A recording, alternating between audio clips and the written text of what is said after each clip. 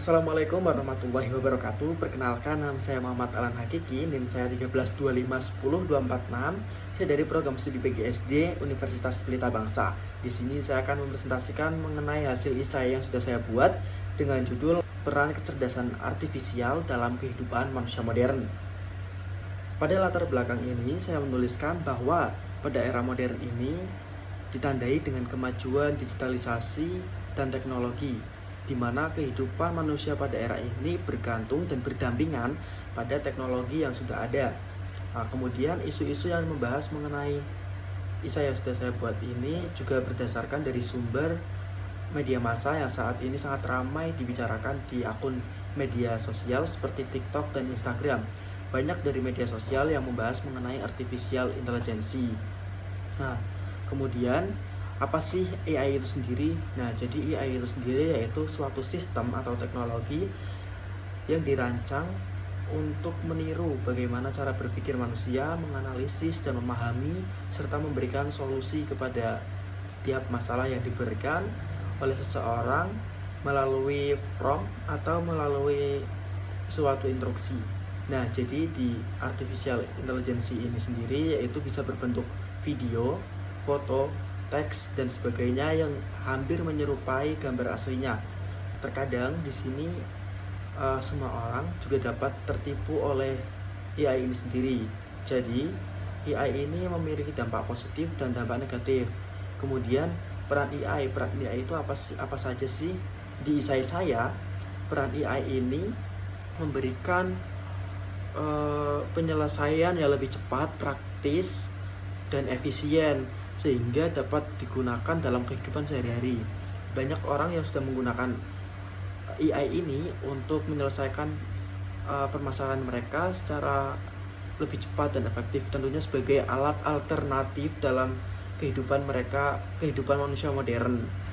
Dari esai yang sudah saya buat ini, saya menuliskan bahwa penerapan AI ini sudah banyak atau sering digunakan oleh beberapa orang dan beberapa kelompok. Misalnya dalam sektor pendidikan, pada sektor politik, pada sektor fashion, hingga pada sektor transportasi. Mereka menggunakan AI ini sendiri tentunya dengan tujuan untuk mempercepat penyelesaian masalah yang efektif dan efisien.